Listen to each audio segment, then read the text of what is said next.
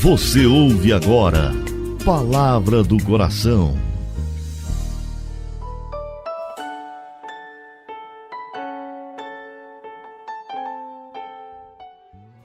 Em nome do Pai, do Filho e do Espírito Santo. Amém. Meu Senhor e meu Deus, eu creio firmemente que estás aqui, que me vês, que me ouves. Adoro-te com profunda reverência. Peço-te perdão dos meus pecados e graça para fazer com fruto esse momento de oração. Minha Mãe Imaculada, São José, meu Pai e Senhor, meu anjo da guarda, intercedei por mim.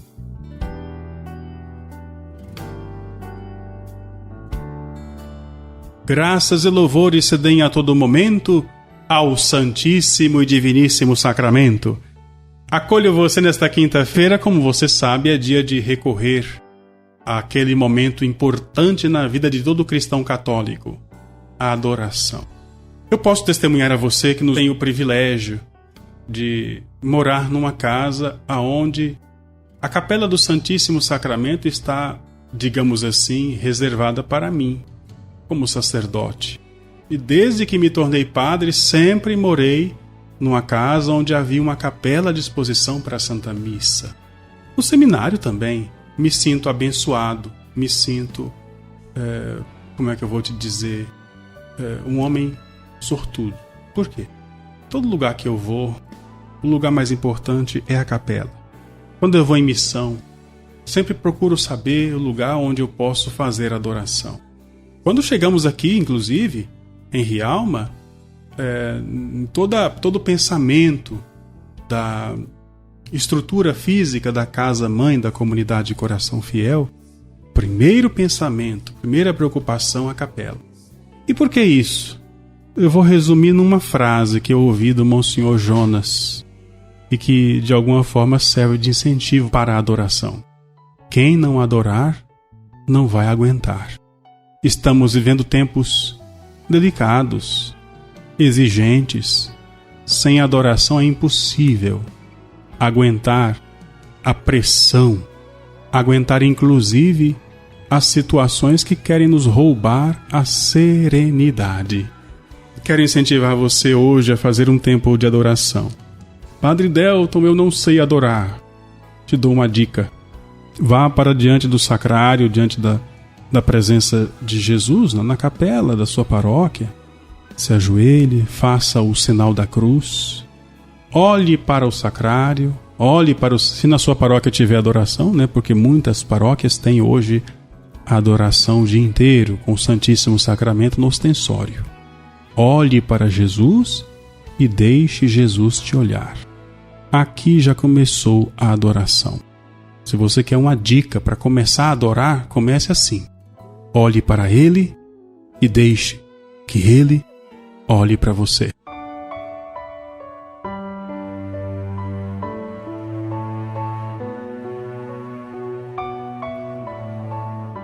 Estamos no mês da Bíblia, o mês de setembro, e durante estes primeiros dias eu trouxe para você um resumo introdutório das Sagradas Escrituras.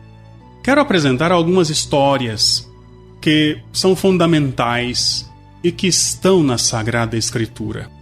A Bíblia, como eu falei para você, é o primeiro livro impresso. A revolução da literatura, vamos dizer assim, a invenção do livro propriamente dito, teve como seu momento áureo a Bíblia de Gutenberg. Desde então, os textos sagrados serviram para inspirar canções, teatros, pregações, conversões, seja para os que são crentes, os que têm fé em Deus, seja para os ateus. Algumas histórias são tão célebres que até mesmo os dramaturgos que se dizem agnósticos, que não professam fé alguma, tomam como inspiração por causa da beleza, por causa de todo o desenrolar da história. Não devemos buscar na Bíblia apenas histórias.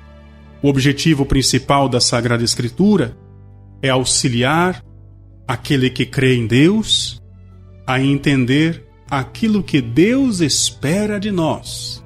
É a sua palavra traduzida em linguagem humana. Poderíamos agora fazer um elenco das histórias mais populares da Bíblia. Vamos começar seguindo a lógica que eu mesmo sugeri a você dias atrás. Quando a pessoa quer começar a entender a palavra de Deus, eu sempre digo, comece lendo o Novo Testamento, que é mais fácil de compreender. Depois, você vai ler o Antigo Testamento, que são os textos que foram escritos e reunidos pela igreja no tempo anterior ao nascimento de Jesus. Vamos então começar com a história do Novo Testamento, talvez a história mais importante, que fundamenta inclusive a nossa tradição católica. Está no capítulo 26 do Evangelho de São Mateus, a última ceia.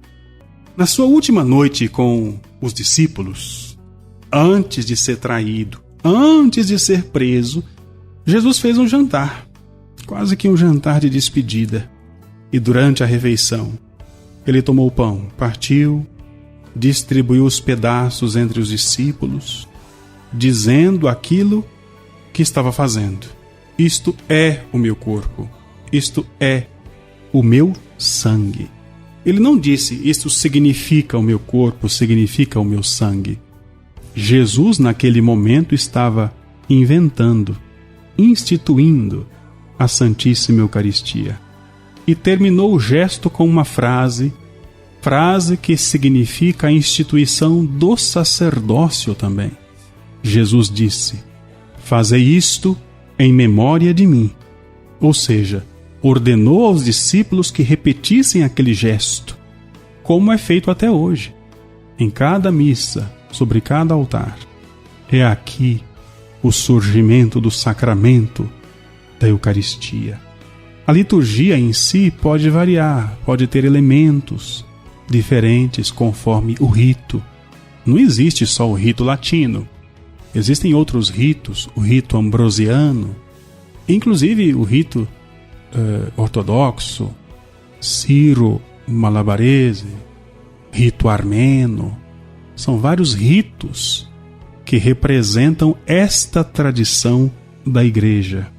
Em todos eles, professa-se a presença real de Jesus no Santíssimo Sacramento. É fundamental entender esta história bíblica para compreender o sentido do sacrifício de nosso Senhor. Oremos.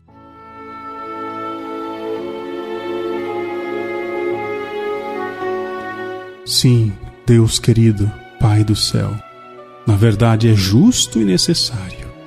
É nosso dever, é nossa salvação.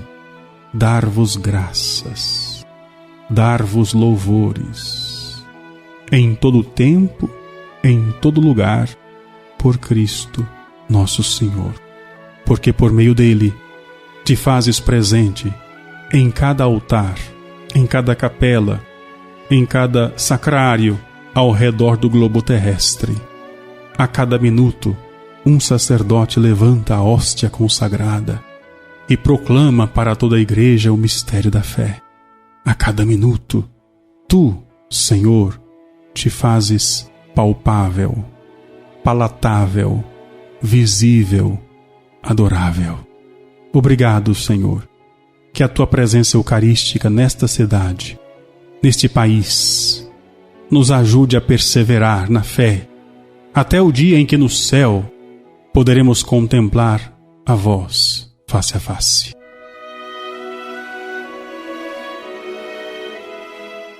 Dou-te graças, meu Deus, pelos bons propósitos, afetos e inspirações que me comunicastes nesta meditação. Peço-te ajuda para pô-los em prática. Minha Mãe Imaculada, São José, meu Pai e Senhor, meu anjo da guarda, intercedei por mim. Desça sobre você a bênção de Deus Todo-Poderoso, que é Pai, Filho e Espírito Santo. Amém.